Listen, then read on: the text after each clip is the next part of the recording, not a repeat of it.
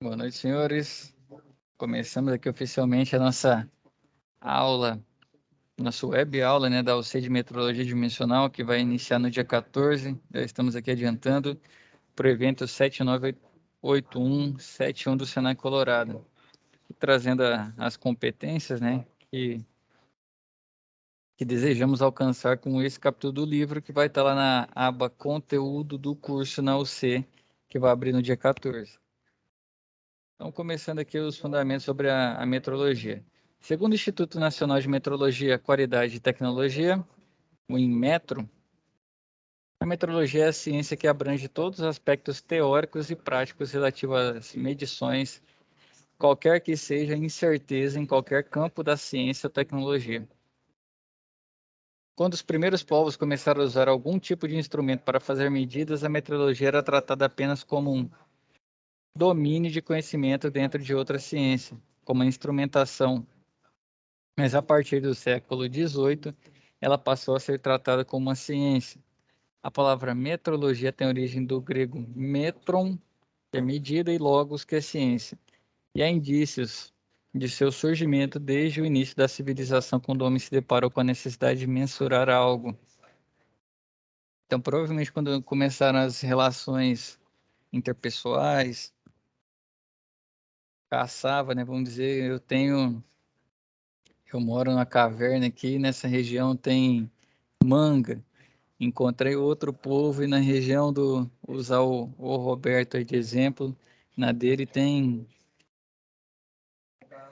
vamos dizer, deixa eu pensar outra fruta aqui, banana. Então, como vai fazer a troca? Ah, eu acho que esse tanto de manga aqui dá para trocar por esse tanto. O que que é esse tanto? Hoje a gente tem noção de medida com o peso, com a balança, mas antigamente alguém teve que ter uma, de certa forma, uma ideia para mensurar.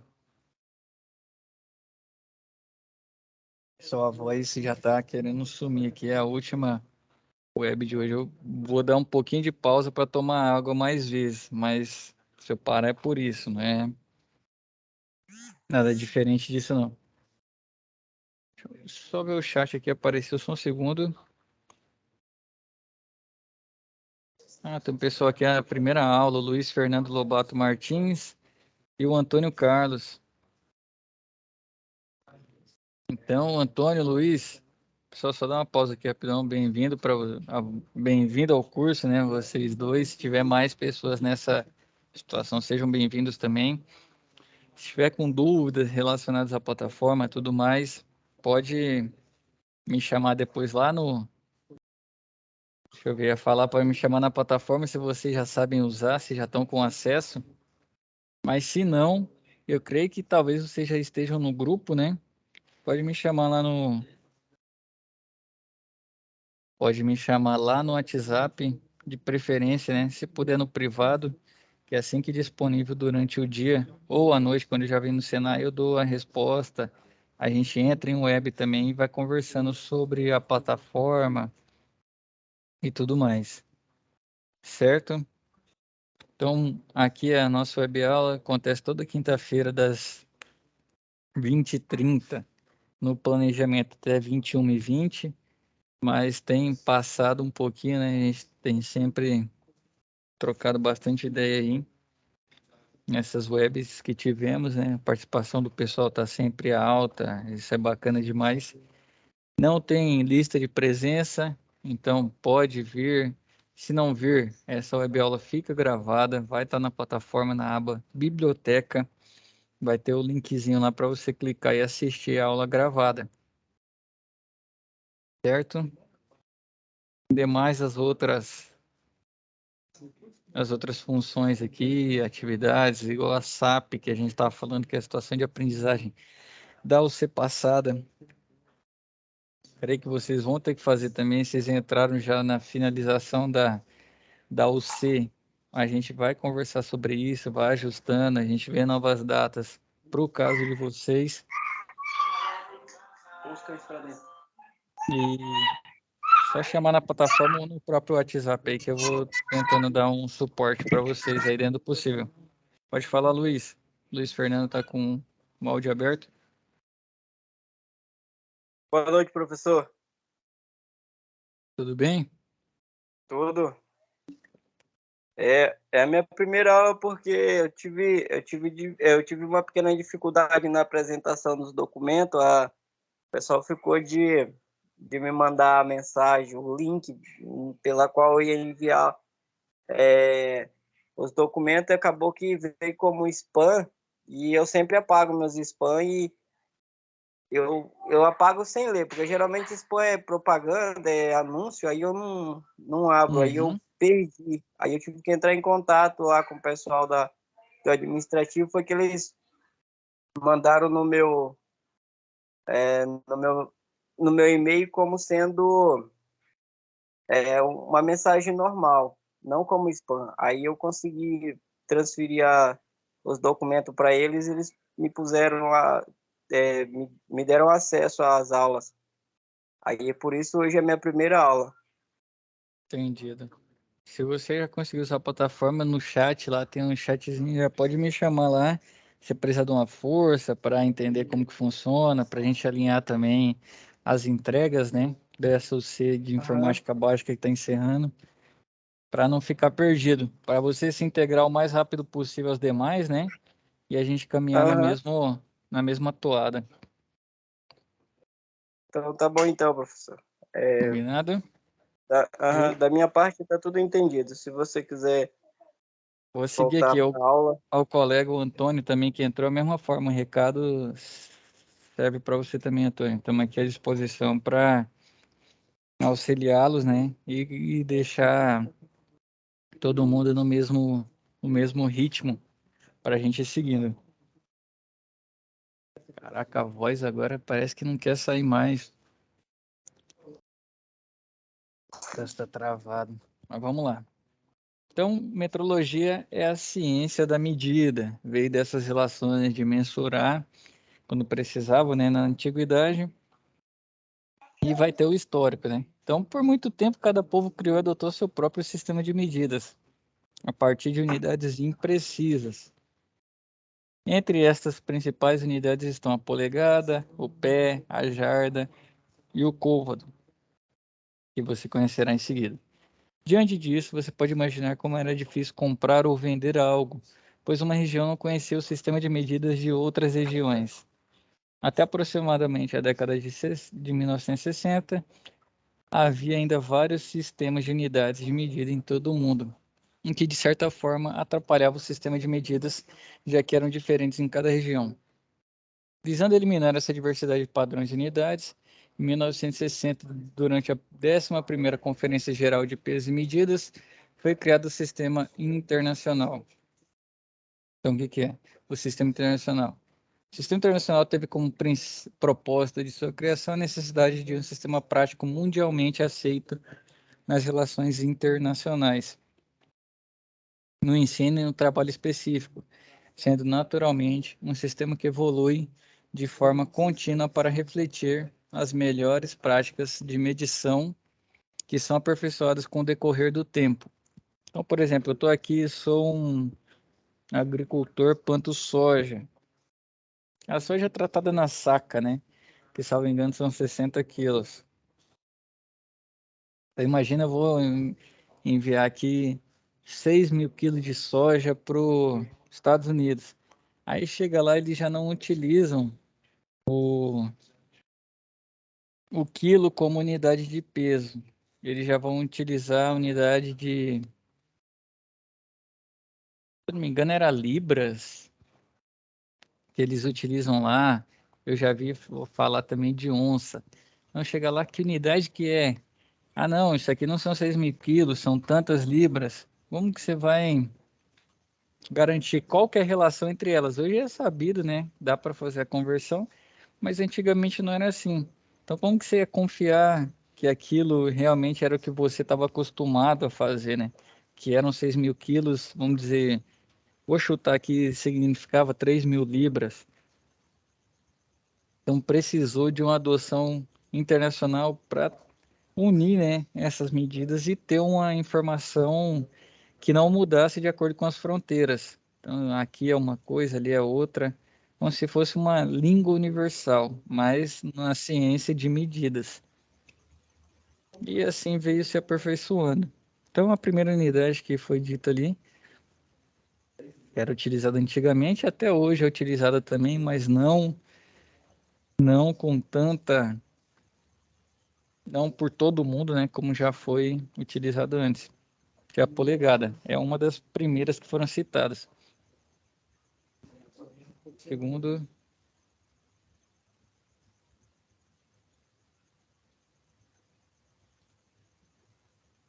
então, a polegada, né? A unidade de medida polegada é uma medida inglesa que foi criada pelo rei Eduardo I na Inglaterra no século XVI, segundo Noé, 2014. Ela é baseada na distância entre a ponta do dedo polegar até a primeira dobra. Já em outras regiões, essa medida é considerada a largura do dedo polegar. Para tornar essa medida mais precisa, foi determinado que uma polegada seria equivalente a 2,54 centímetros. Então tá aqui, como era a polegada. Vamos dizer o seguinte, se você pega a polegada de um adulto, que a mão seja menor, né, mais esbelto, vai ter essa largura do polegar vai ter uma medida. Se você pegar alguém que tem uma mão maior, um nadador aí, jogador de vôlei, pessoas que têm a mão grande, que já estejam, tem alguma dimensão corpórea maior, né? Ele já vai ter um dedo maior. Então a polegada, se for pegar só a largura do polegar, vai ser diferente. Então por isso que as unidades eram imprecisas. Hoje padronizou que a polegada fez a conversão dela para o sistema métrico, o sistema internacional, que usa o metro, então vale 2,54 centímetros uma polegada. Então já tem essa conversão. Então, independente do tamanho do dedo de cada um, não interessa mais. A polegada vale 2,54. Hoje em dia ela é utilizada em medição de telas, né? Quando a gente vai comprar uma televisão, vai comprar um. Pode falar, Roberto, fica à vontade. Assim, só por questão de dúvida mesmo, né, de curiosidade. Tem duas medidas aí, polegar em pé, polegar deitado aí. Qual que era que media antigamente? Que hoje está padronizado por centímetro, mas qual delas que valia? Antigamente dependia. Em um determinado lugar era a largura do polegar, né? Essa que está a medida que está à esquerda. Então, a largura do polegar era a medida de polegada. Então, eu ia fazendo a medição ali, vou comprar tecido. Então, ele ia medindo com a largura do dedo. E aí, em outro local já era da ponta do polegar até a primeira dobra. Então, quando você dobra o dedo, seria até esse risquinho do dedo aqui. Segundo de novo. Então, dependia de quem estivesse comprando ou vendendo. Exatamente. Se eu tivesse vendendo, eu ia chamar um cara grande para fazer a medição de polegada para mim. E aí já é o contrário, né? Então isso também trazia muita confusão, né?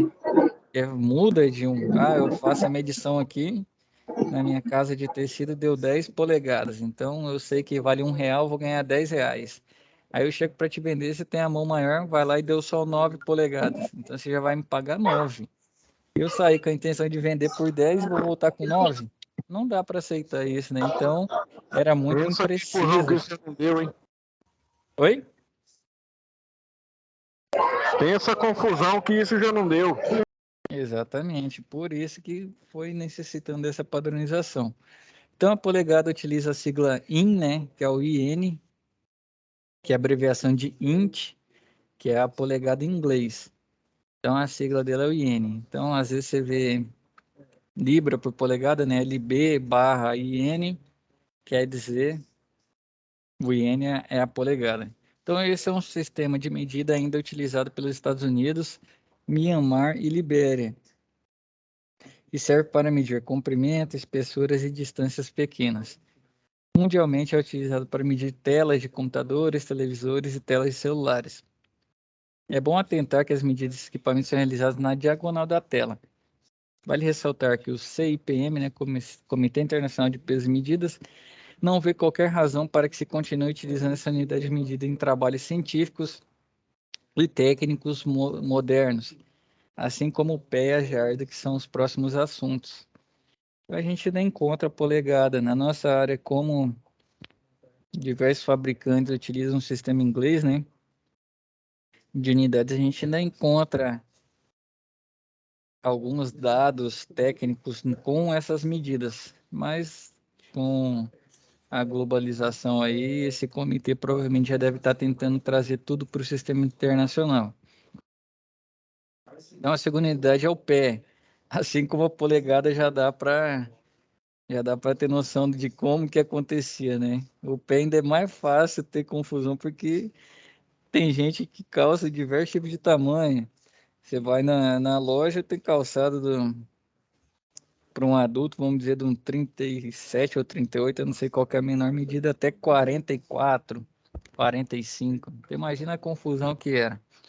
Segundo Noé, a medida pé começou a se tornar padrão na Inglaterra no século XVI e foi obtida por meio de medição do pé do rei Henrique I, de tal forma que foi determinado que um pé seria a distância em uma linha reta entre a ponta do calcanhar até a ponta do dedão, como pode ser visto na figura que segue. Provavelmente começou com a polegada, não deu certo e foram para o pé, só que agora já incrementaram, né? A medição do pé do rei Henrique I. Então aqui tá. O pé, fazendo a conversão hoje em dia, né? É 30,48 centímetros. E dá para perceber também que o pé do Henrique I era grande, porque 30 centímetros já é um pé. Vou fazer uma colinha aqui para saber o número do calçado que seria um pé de 30 centímetros. Um segundo. Então, 30 centímetros já seria um pé calçado 45, por curiosidade, né?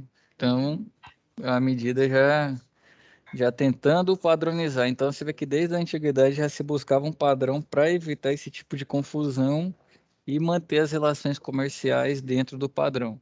Então, converter essa medida para o sistema métrico decimal foi padronizado que um pé é o equivalente a 30,48 centímetros.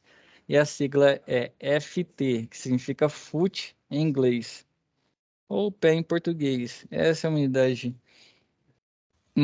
medida de altura. Esta é uma unidade de altura.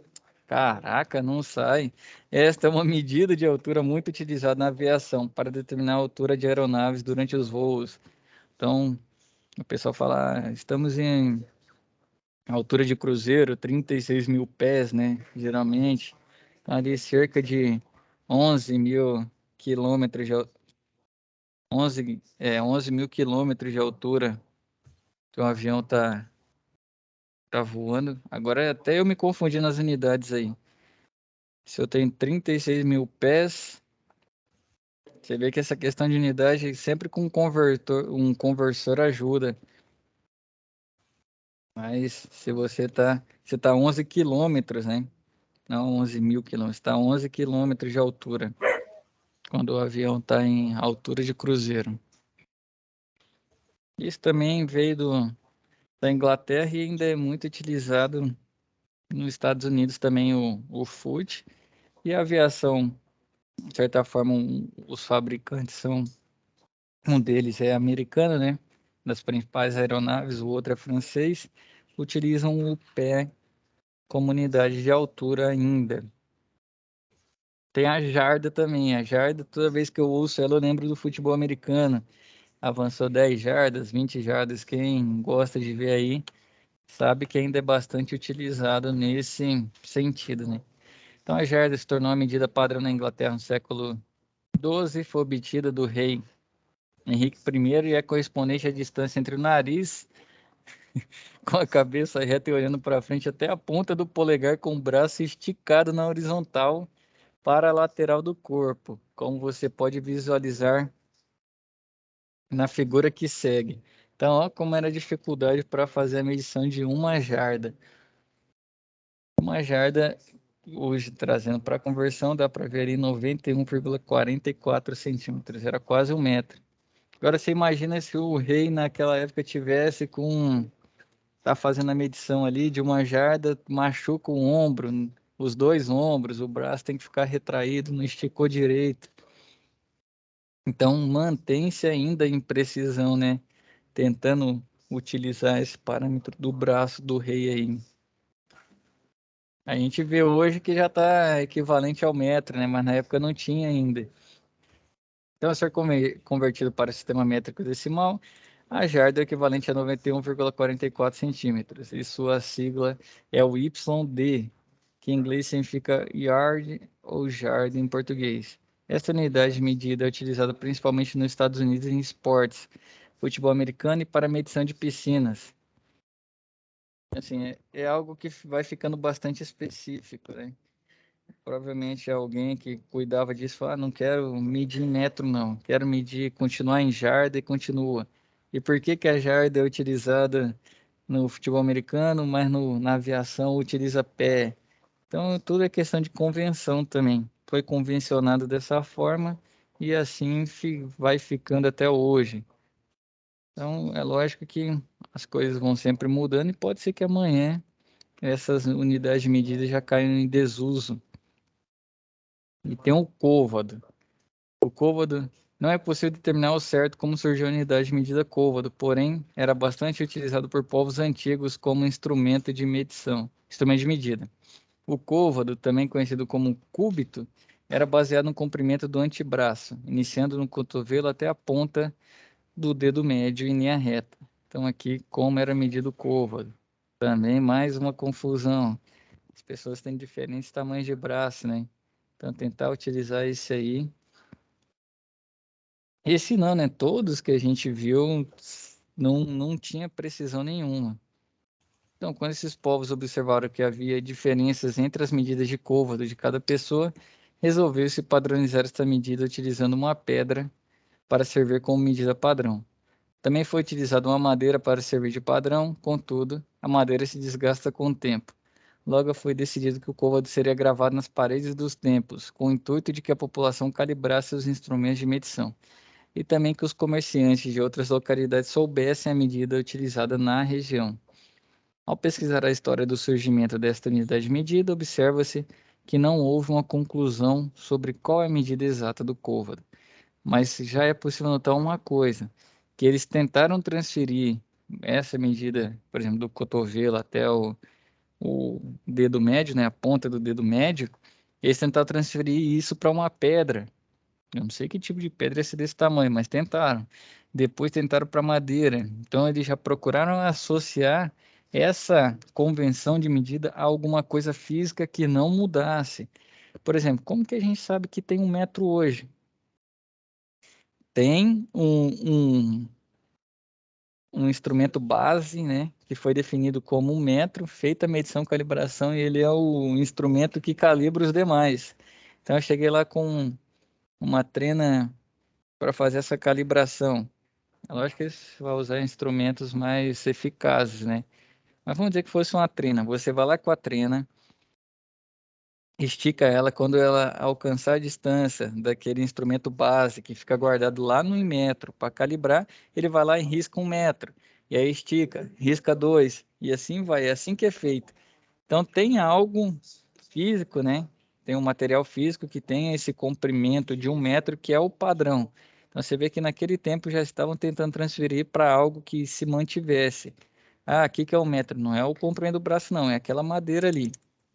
E assim é até hoje, né? Por exemplo, quer saber 1 quilo, lá no 1 metro tem o material, eu não sei como é, mas dá para pesquisar depois e buscar entender que de acordo com a densidade dele, guardado na temperatura tal, na umidade tal, ele colocado em cima coloca ele numa balança e a balança tem que marcar 1 quilo. Se marcou um tal, você vai lá, ajusta ela para ficar 1 quilo redondo. E assim vai. Então tem no metro, o que no caso eles estão tentando usar pedra ou madeira, que faz esse balizamento da unidade de medida.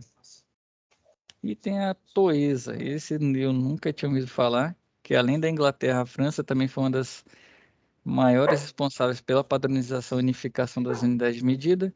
É lógico que os dois são países muito antigos, né? Tiveram as revoluções lá, tiveram à frente de processos industriais, tinha disputa entre os dois, então o francês e o inglês, se o inglês inventou o sistema de medida, o francês não ia querer usar, ia inventar o próprio, e aqui está uma das medidas que eles inventaram, né, a Toesa. Em meados do século XVII, os franceses surgiram como um novo... Pessoal, vou pedir, eu não sei quem tá, mas se puder fazer o favor aí, tem um cachorro latino, não sei se está aparecendo para todo mundo. Começou a dar uma atrapalhadinha aqui. Se puder multar, Para mim, fazendo um professor. favor. Tá também, né?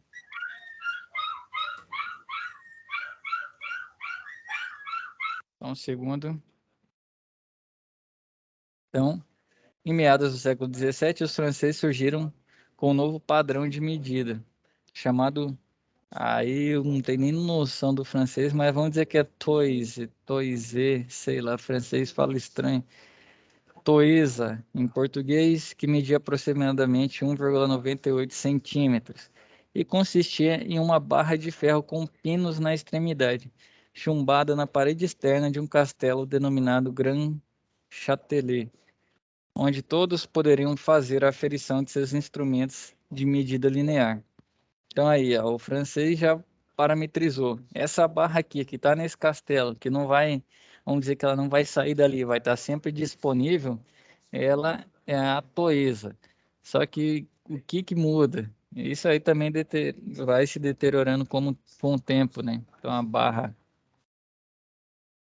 é uma barra de ferro, com o tempo vai ter o desgaste, e assim foi, né?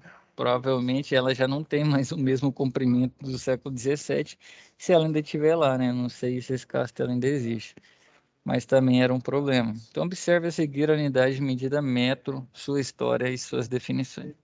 Então, aqui chegando no metro agora. Então, desde a Revolução Francesa, a Assembleia Nacional Constituinte daquele país ainda continuava a estudar novas possibilidades de encontrar uma medida fácil de usar e de compreender por todos, ou seja, uma medida padrão que não utilizasse partes do corpo, pois impediam muito do tamanho do corpo, ou dependiam muito do tamanho do corpo das pessoas locais. Esse sistema foi definido pelo francês Talleyrand,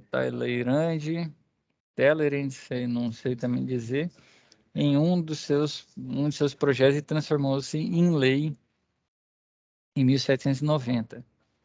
Esta nova unidade que surgiu chama-se metro. O Roberto tá dando risada aí, ó. E sua primeira definição evocava que metro seria uma fração da medida do quarto do meridiano terrestre, que liga Dunkerque, na França, a Barcelona, na Espanha. Ou seja, a 10ª milionésima parte de um quarto do meridiano terrestre. Tá difícil entender ainda, mas vai esclarecer agora. Significa dizer que nada mais é do que dividir o meridiano em 40 milhões de partes iguais. Essa definição foi dada enquanto dois franceses trabalhavam medindo o arco meridiano. Para se tornar visível, foi construída uma barra de platina pura representando o metro. Então ele foi lá, fez a medição, dividiu 40 milhões de partes iguais, construiu uma barra de platina pura, só platina. E ali ele fez aquele material que eu estava dizendo para vocês que o Inmetro tem, né? Esse da unidade base para calibrar os demais, a França conseguiu fazer com a barra de platina e institucionalizou o metro. Então o metro virou uma lei. Então, por exemplo, hoje a gente tem um real como moeda. O Roberto, né, que estou vendo aqui no chat, o Roberto ele não pode chegar amanhã e inventar uma moeda aqui chamado Roberto Parreira. Ele não pode inventar uma moeda dessa amanhã e sair usando aqui porque é crime, tem uma lei. E naquela época inventaram, né, esse sistema de medida, o metro. Então ninguém pode chegar inventando outro sistema de medida aqui, porque essa lei já obriga, né, institucionaliza, normaliza o metro como... Embora tenhamos as criptomoedas aí que valem milhões ou valem centavos, aí o pessoal usa e ganha dinheiro, perde dinheiro com ela. Aí você já trouxe outra situação, né? Então, o que acontece? O risco da criação da moeda é o Estado perder o controle, né? porque se o principal meio de controlar a população é a moeda. Então inventaram. O Estado Essas fez... criptomoedas mesmo, o Estado fica. Eu acredito que o Estado não controle 100%, né? Exatamente, aí que tá, né? Então, no começo, a maioria dos estados foi contra, né? Alguns países utilizavam. É mais ou menos nesse sentido. Porque como ninguém tinha o controle dela, né? Ela é digital, ninguém queria aceitar. Imagina se todo mundo começa a trocar real por Bitcoin aí, o Estado vai fazer o quê? Que poder que ele vai ter para controlar, né? Então, é mais ou menos nesse sentido. Então, foi inventada uma lei, né, para controlar. No caso, o metro não tinha esse todo o poder que uma nota tem, né, que eu usei de exemplo aqui, e essa colocação sua foi boa, Roberto, mas já parametrizava as relações entre as pessoas e o comércio no geral. Então, é o metro que é a unidade, assim como é o real, a nossa moeda, né? E isso pode mudar daqui para o futuro. O metro tem seguido, né? E eu creio que com esse tipo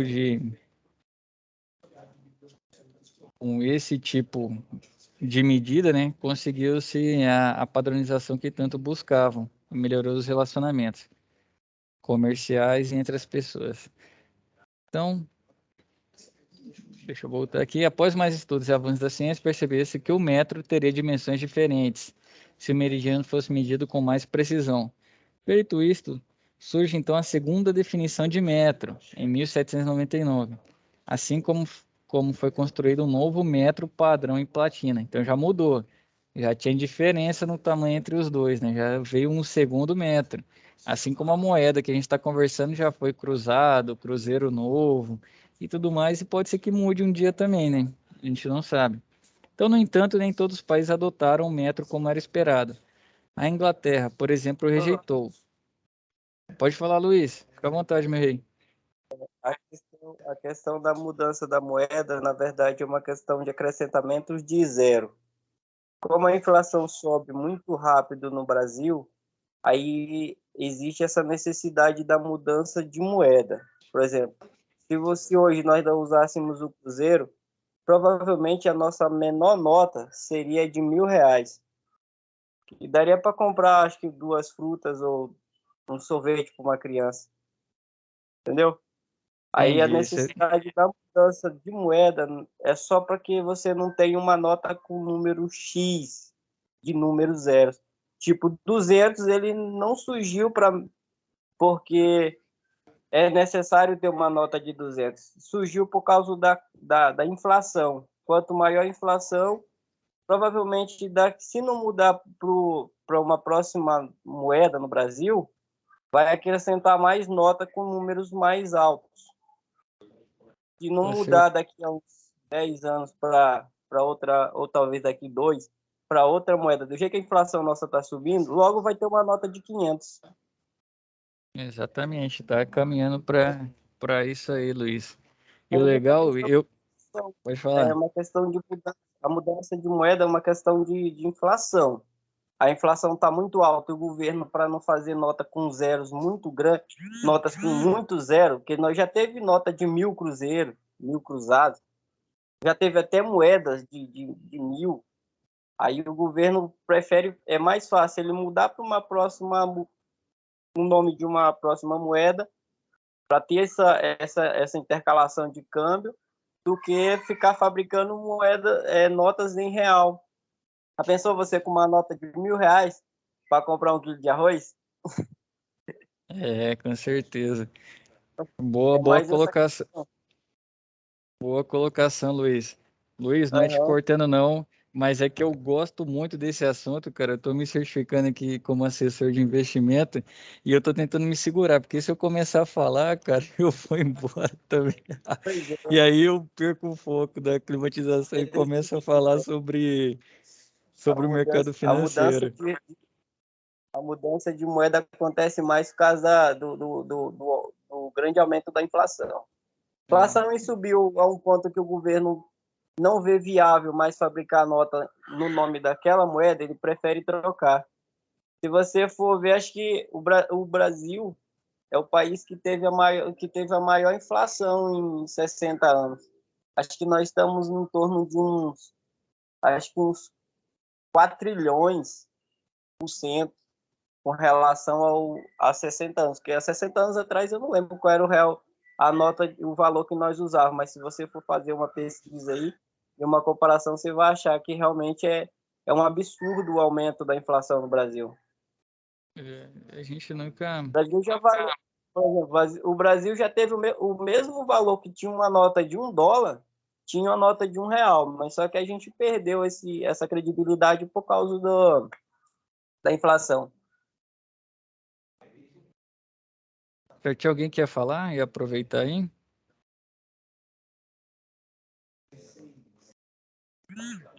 Alguém tinha aberto o áudio, mas então, seguindo aqui, boa colocação, Luiz. Sempre que alguém quiser falar colocação, pode ficar à vontade aí. A gente vai conversando aqui, tá, para acrescentar, tanto na área de climatização, que vai ser o nosso foco, mas a gente abre também para conversar outros assuntos, né? E o Luiz aí trouxe um conhecimento para a gente também nessa área financeira aí. Com certeza ele deve gostar também. Eu gosto muito, Luiz. Qualquer coisa, quiser trocar uma ideia aí, a gente vai conversando no além da aula, né? Então ali já trouxe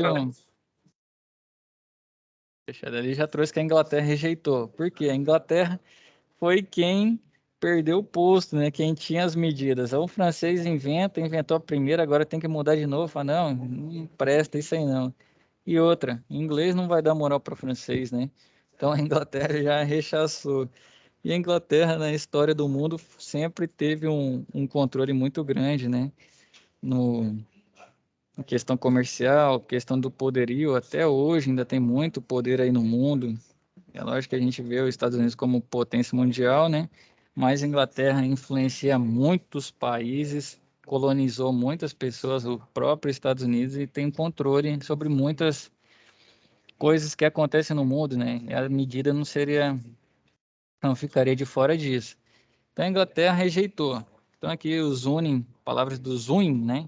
2007, apenas em 1840 que um metro se tornou definitivamente a medida oficial da França.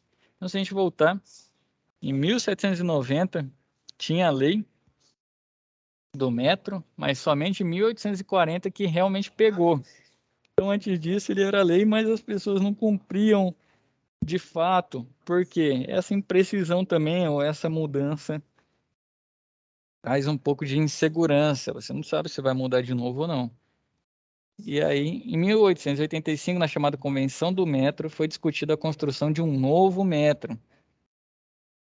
Logo após, em 1889, foi pronunciada sua terceira definição. Então, ali já é uma terceira mudança. Então, qual que é a definição do metro? É a distância entre os eixos de dois traços principais marcados na superfície neutra do padrão internacional depositado no Bureau Internacional Despoides et Measures. A próxima eu vou chamar o Roberto para ler comigo aqui, ó. Vou dar a risada dele de volta agora, hein?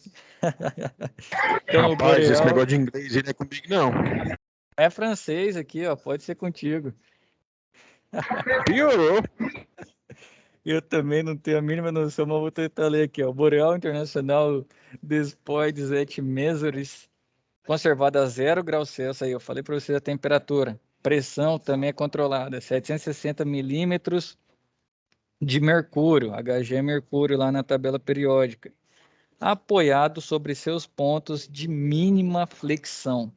Para não ter essa deformação, então, como que foi? Traçaram dois traços, a distância entre esses dois traços marcada na superfície neutra do padrão internacional. Então está guardado lá nesse Boreal International aí, o resto do número vocês conseguem ler. Então está conservado a 0 graus, a pressão controlada, apoiado sobre seus pontos de mínima flexão, para que ele não se deforme, né? E além disso, ele deve ter um controle de umidade também. Sim, Luiz? Eles fizeram a preferência de uso do mercúrio a 0 grau, porque o mercúrio, apesar dele ser um metal, ele não, a temperatura ambiente de 25 e 20 e 28 graus, ele se mantém líquido. Aí para que ele não haja a deformação, ou seja, a evaporização do mercúrio, e só para ressaltar, mercúrio ele evapora a temperatura de 25 e ele é altamente tóxico. Aí ele tem que estar essa temperatura bem baixa para que ele não evapore. Porque se ele começar a evaporar, ele perde densidade e volume, transformando em gás. E aí não tem mais a precisão para medição, né? Você vai conseguir ter essa precisão só no estado líquido. E ele como ele tem esse estado líquido e ele é muito semelhante ao líquido da água, ele é muito fácil de você tirar a medida dele. Acho que essa é a preferência deles ter usado mercúrio, porque podia ter sido ouro, podia ter sido prata, mas eles o fizeram com o mercúrio justamente por causa dessa maleabilidade que ele tem. É, exatamente, o Luiz é cultura, hein? Esse cara aí não pode faltar mais nas web aulas, não. E aqui ele traz a unidade de medida em mercúrio, mas pode ser convertida também. Hoje em dia a gente já usa Pascal, né? Na nossa área utiliza-se muito PSI, mas o PSI também vai ser uma medida do sistema inglês. O padrão é Pascal, né? Então vamos já ir adaptando ao sistema internacional. Então poderia fazer a conversão de 760 milímetros de mercúrio para Pascal. É lógico que ele já traz, porque é uma medida muito difundida, muito conhecida, assim como o Luiz trouxe para a gente, né? Já desde antes já utilizavam esse mercúrio para medir a pressão. Então, traçaram dois eixos, pegaram a distância. Então, como que é feita a unidade de medida? A gente usou metro durante tanto tempo, ninguém para, eu não sei se já tiveram curiosidade, né? Traçaram dois traços, a distância entre um e outro é o metro. Pronto, é isso agora, não é mais tamanho de pé, tamanho de braço, é nada. Esse é o padrão. E ele está lá guardadinho no Boreal lá, até hoje, para servir de base, né? Então, qualquer medição executada com 1 metro é realizada por comparação. Assim como eu disse para vocês, ele vai ter um material lá que esses dois traços medem 1 metro. Então, vem aqui, quero fazer um outro instrumento de medida, quero fazer uma régua de 1 metro. Então, ela tem que ter o mesmo comprimento desses dois traços que estão lá depositados. Então, é realizado por comparação entre uma grandeza e outra de mesma padronização, considerada como unidade. Suponha que uma escada de madeira tenha 4 metros de comprimento. Significa que nesta padronização de medida, utilizando a unidade metro, tem-se o metro multiplicado 4 vezes. Com as outras grandezas acontece o mesmo, seja para medir área, que aí tem quilômetro quadrado, tem metro quadrado, milímetro quadrado e as outras unidades aí decimais também, e para medir volume, metro cúbico, centímetro cúbico, litros, né? Litro também vem dessa definição do metro, né? Como que foi feita? Aí tem a relação. Quanto que vale um litro? Vamos dizer, vale se não me engano, é 1 centímetro cúbico. Depende depende também da densidade do material. E assim vai. Então, o metro, ele veio para padronizar tanto a questão da área quanto a questão do volume. Então, algumas grandezas utilizadas na área de refrigeração e climatização. Então, está aqui. Comprimento, unidade é metro. Ah, professor, eu vim da Inglaterra, quero usar pé. Não, não pode. Vamos utilizar metro. Então é metro, o símbolo é o M. A massa, né? Grandeza, massa, quilograma. O símbolo é kg. Utilizar sempre no minúsculo também, assim como tá, justamente para depois não confundir com, vamos dizer que a gente está fazendo um Kelvin de um item que nós estamos chamando de G, né? O item G, algo assim, para também não misturar com algumas outras medidas que a gente vai vendo quando aprofundar. Então, o tempo em segundo, né? Esse é o... Não lembro de ter outra unidade de medida, talvez tenha na história, a gente vai descobrir. Corrente elétrica em ampere, né? Que é o A.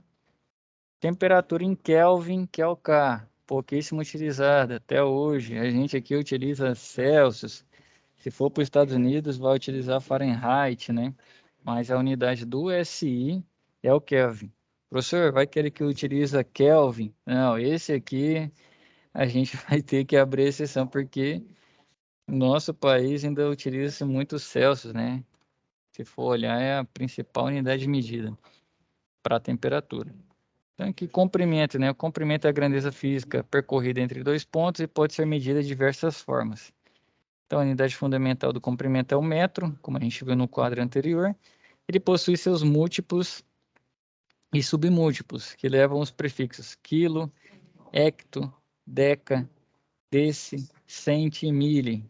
Então, é quilômetro, hectômetro, decâmetro, decímetro, centímetro e milímetro, respectivamente, como você pode observar no quadro a seguir. Aqui o quadro e seus múltiplos. Quilômetro, o símbolo km, 1000 metros. Um hectômetro, HM, 100 metros. Decâmetro, DAM, 10 metros. Um metro, que é o padrão, né, que a gente está utilizando, submúltiplo. Decímetro, 0,1 metro, que é o DM. Centímetros, CM, né, 0,01 metro. E o milímetro, que é o MM, 0,001 metro. Pessoal, a gente vai chegar na aula também que a gente vai destrinchar e ir calculando. É lógico que hoje em dia tem conversor, tem tudo mais, mas muitas vezes você pode ter que precisar, é bom aprender a base, né, das unidades, para posteriormente, se caso faltar tecnologia para você converter por um aplicativo, seja onde for, você também não fique perdido, né? Então, os múltiplos do método podem ser utilizados para medir grandes distâncias, enquanto submúltiplos medem pequenas distâncias. Pode falar quem chamou? Luiz, Sim, Luiz. se eu não me engano bem, quando eu fiz o ensino médio há quase 50 anos atrás, quando você vai converter para mais, você multiplica sempre por 10. E quando você vai converter para menos, você divide por 10. Por exemplo, se você for botar metro para centímetro, você vai ter que dividir por 10. Ou seja, um metro dividido. Que um metro tem 1000 centímetros. Você divide ele por 10, logo você vai ter 100. Vai dividindo. Na Aí, verdade, você vai pegar o metro e dividir por 100 para ter o centímetro. isso mesmo. É isso mesmo. É isso mesmo. É a centésima parte. Aí, Isso. nessa questão da... Aí, O quer dizer, nome se for... já facilita. Aí, é uma regrinha bem simples. Para a esquerda você multiplica e para a direita você subtrai. É sempre Isso. a décima parte um do outro. E se for seguir na escala, né? Agora, essa voz sua, você não tem 50 anos que fez ensino médio, não, Luiz. Não, essa Sim, voz sua cara. tá. Faz 50 anos. Rapaz, sua voz não parece ser tão antiga assim, não, cara. Pra você ter mais de 50, você tem que ter mais de 60 anos. Não, para ter mais de 50 só basta ter um ano e 50 anos e um dia. Então tá bom. É mais de 50. Só um trocadilho. Tranquilo. Então vamos lá. Ó, aqui o que o Luiz antecipou para a gente, né? Para medidas milimétricas que exigem precisão, você pode utilizar o micrômetro. Então, o micro, né? Geralmente, quando a gente vai fazer a medição do vácuo lá, que era o vácuo da minha máquina, a X, o fabricante lá já designa, né? Esse vácuo. Para quem não é da área, a gente vai chegar lá futuramente nas outras UCs, né? Definindo a questão do vácuo. Mas aí o que é o micron? Lá que tá falando, 500 microns, tem que chegar ao vácuo.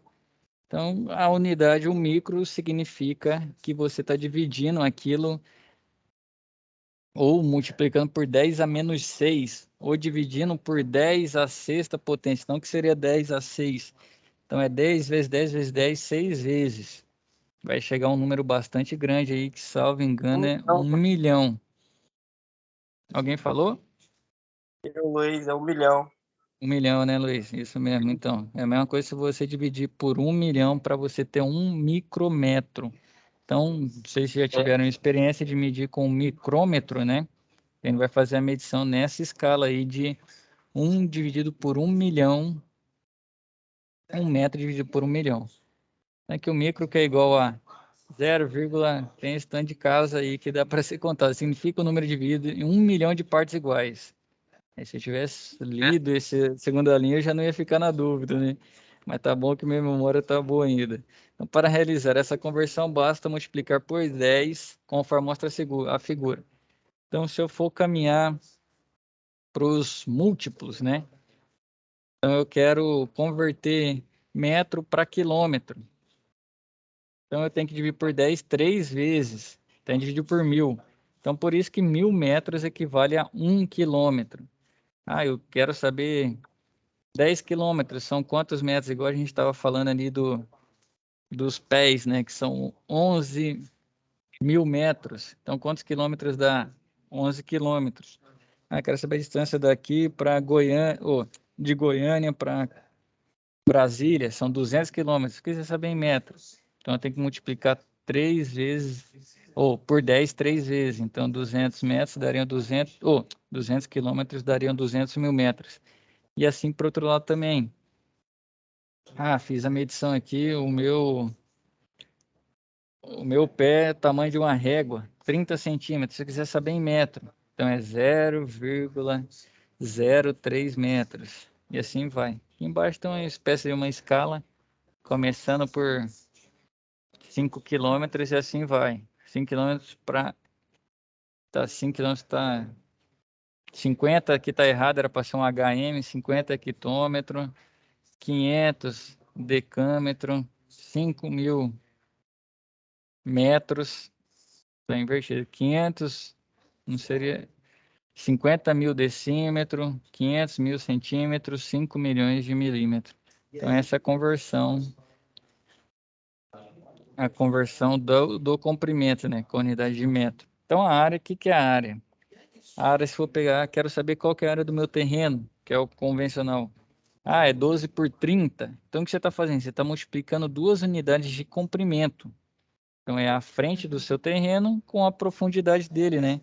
Que é dali do começo até o final dele. Então você está medindo, geralmente a gente chamava de base vezes altura na escola, né? A fórmula para calcular a área. Então a área é a medida de uma superfície ou espaço definido.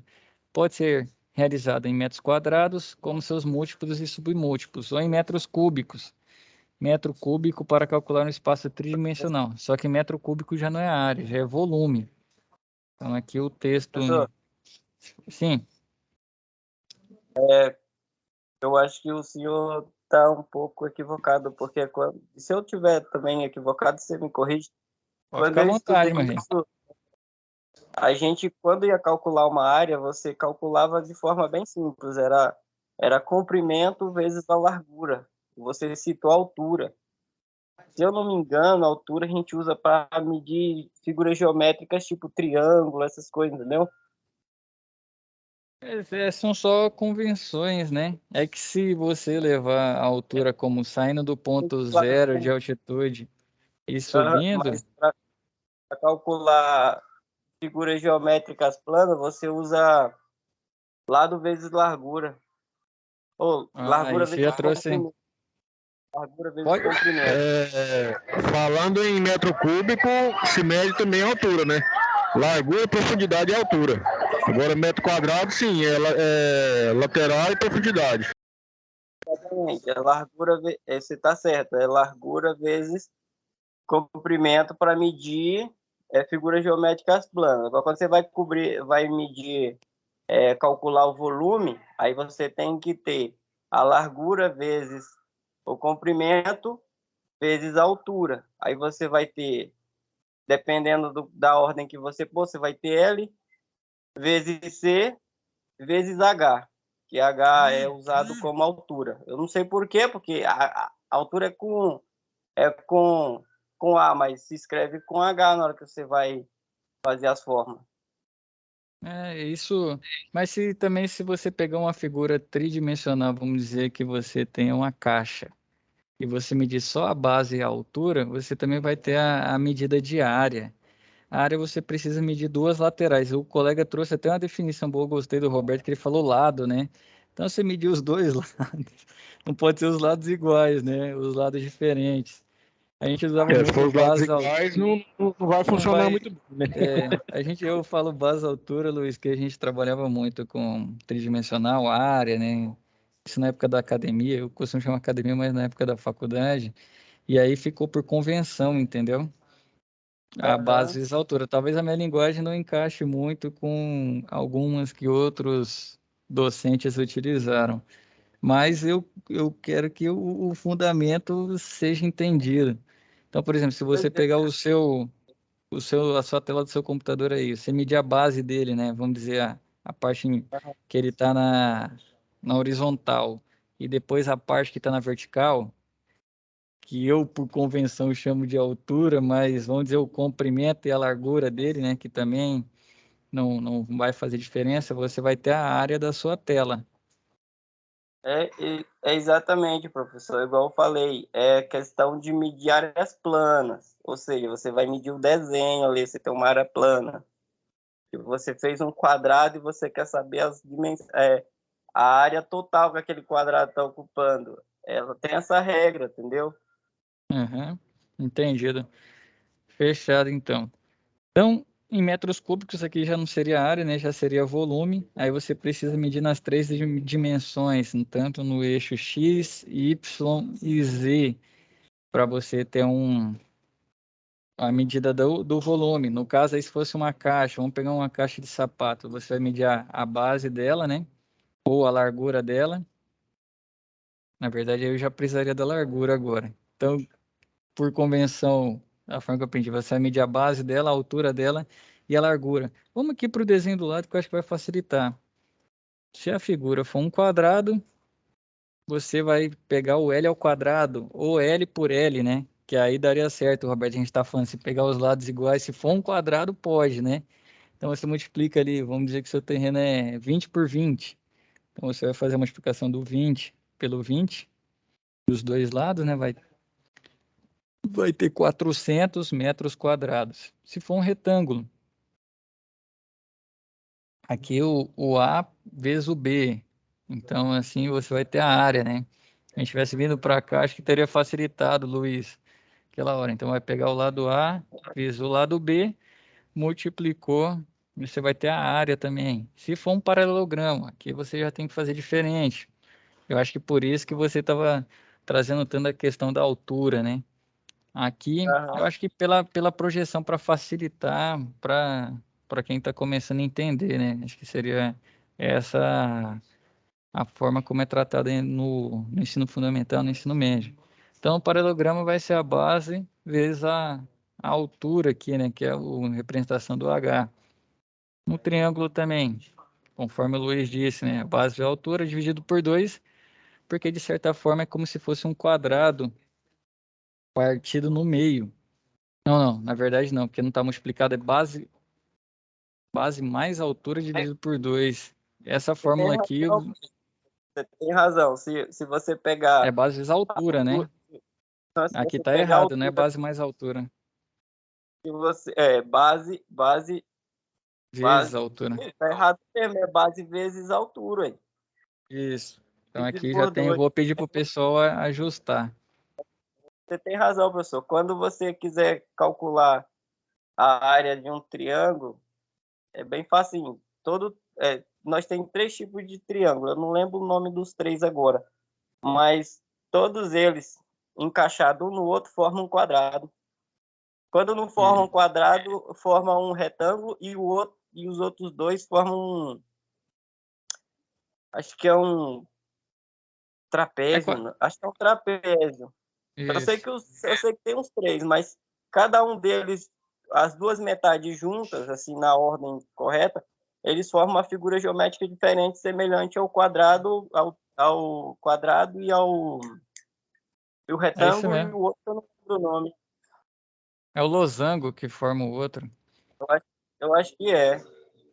Mas é isso aí. Então, para calcular a área, você vê que vai tendo diferenciação. Então, aqui, trazendo a forma geométrica mais simples, que é o quadrado, e chegando até formas irregulares, né? Que aqui você já precisa desenvolver de certa forma, ou você destrincha ele em várias outras formas, nesse aqui irregulares, né? Que parece uma seta para cima, você vai destrinchar ele em outros formatos, ou você vai desenvolver uma integral, o cálculo já fica mais chato de ser feito, né? Vai desenvolver uma integral diária para encontrar a área dessa figura, com métodos matemáticos Professor, ou sem de forma dúvida. empírica. Sim, Roberto? A gente não recebeu ainda essa matéria, a liberação dela lá no AVA. Ela vai ser liberada dessa forma para a gente lá? Não, na verdade, tem o livro. Esse material que eu trabalho com vocês é do livro. Então vai estar lá no livro. Agora o slide eu coloco lá na Ok. plataforma para, dessa forma já quase um resumo, né? Para vocês terem acesso também. Eu vou colocar tanto a web aula quanto esse material aqui, esses slides. Combinado? Beleza, fica mais fácil a gente estudar mais detalhado assim, né? Fechada. Vai ter sim. Sempre que tiver slide eu vou colocar lá para vocês. Então você pode ter a necessidade de converter alguns valores. E aqui é onde começa a encher o saco, né? Fica mais difícil fazer a conta. Que é quando você quer mudar os múltiplos, tanto aqui em área quanto em volume, que é mais chato ainda, que em vez de ser 100, vai ser 1000. Então, eu quero mudar agora de quilômetro quadrado para metro quadrado. Quando era quilômetro para metro, eu só multiplicava por 1000. Agora, que é quilômetro quadrado para metro quadrado, você já tem que multiplicar por 3 vezes 100. Então, isso aí já dá um segundo 6 zeros, né? Então, de quilômetro quadrado para metro quadrado, você precisa fazer a multiplicação por 1 milhão já. Então, aqui vai trazendo essa conversão de valor. É lógico que conversão, o pessoal pensa, pô, professor, porque nós estamos vendo isso, tem aplicativo de conversor. Mas às vezes você está num local que sua bateria acaba, não tem como carregar, você precisa dar uma resposta rápida para um cliente.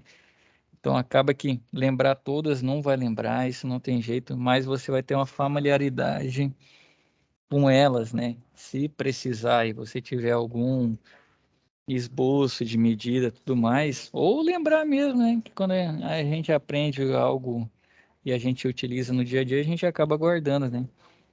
Isso aqui vai ser útil para vocês. Então, para pegar o fundamento final, tem que vir do começo, né? Então, para você correr uma maratona, você tem que começar caminhando, né? Depois correndo pequenas distâncias para chegar no final. Então, aqui é o início da nossa caminhada de metrologia. Para essa aula, eu trouxe até comprimento, até a área, né? Na próxima, a gente já vai para as outras grandezas, né? A gente vai para massa, depois para tempo, corrente e temperatura. Se alguém tiver alguma dúvida, quiser fazer uma colocação dessa aula, eu já estou à disposição aí. Pode ficar à vontade, a palavra está com vocês.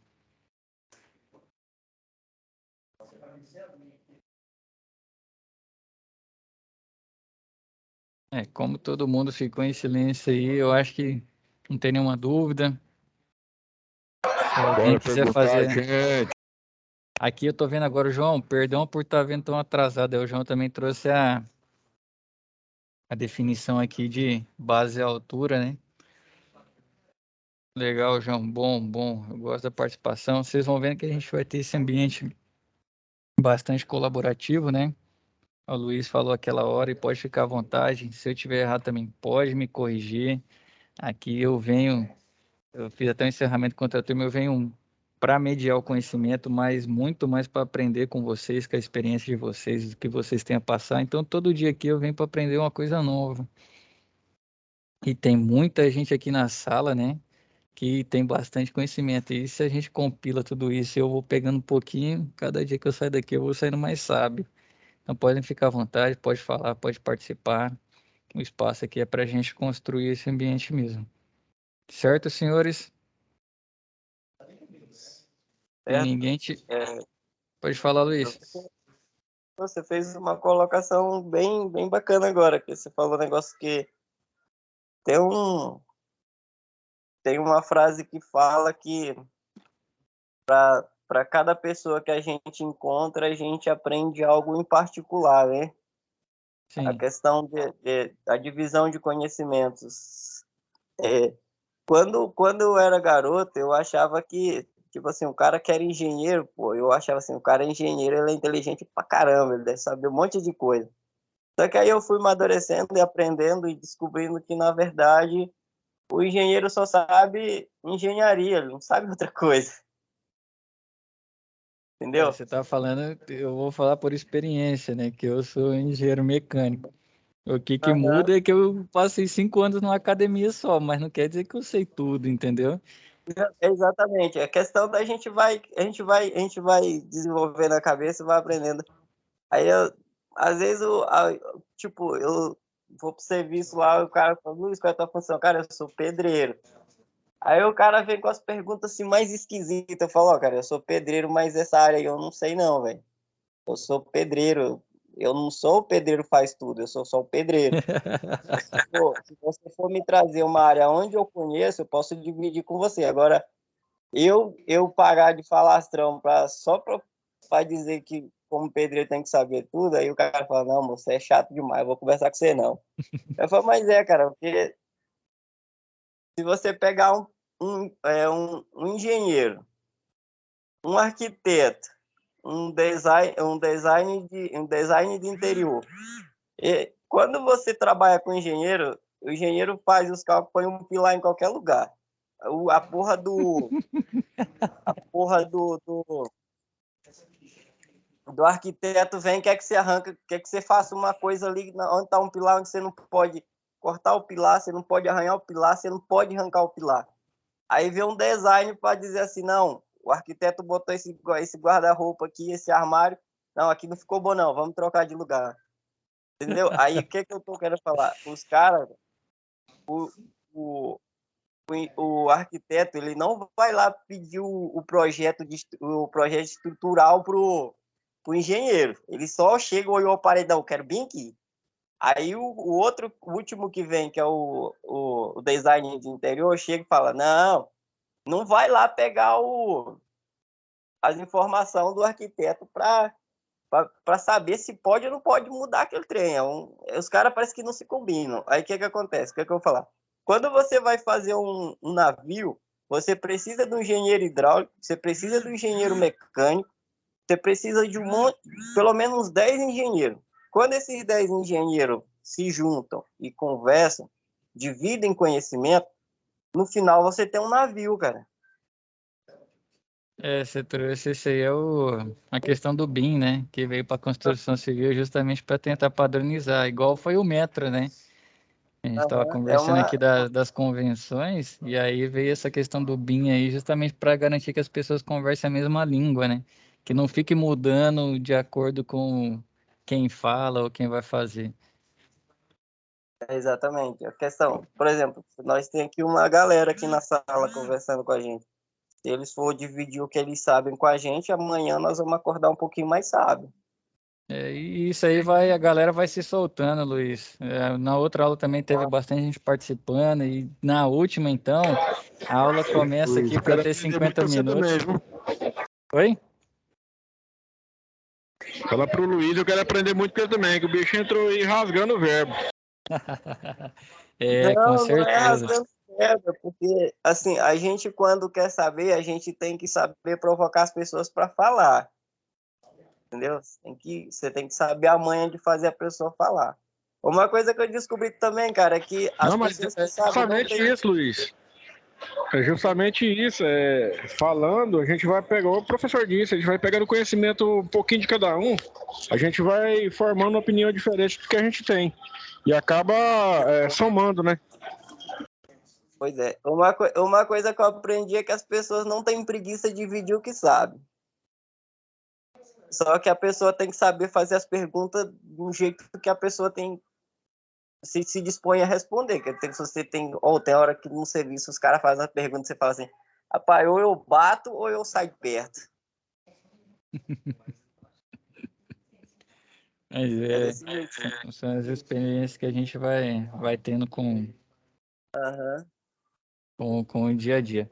Mas é isso, pessoal. Eu só vou ter que encerrar, lembrando da última quinta, né? Que aqui o pessoal encerra as atividades do Núcleo de Educação à Distância às 22 e tá todo mundo aqui se arrumando já. Então, para eu não ficar trancado, eu chegar e ver minha esposa em casa hoje ainda, a gente vai ter que ir encerrando já essa web. Se ficar uma dúvida, qualquer coisa, colocação, os alunos novos aí, me chama na plataforma, no WhatsApp, que a gente vai trocando ideia aí para todo mundo estar inteirado aí e não ficar devendo nada, nem ficar nada para trás.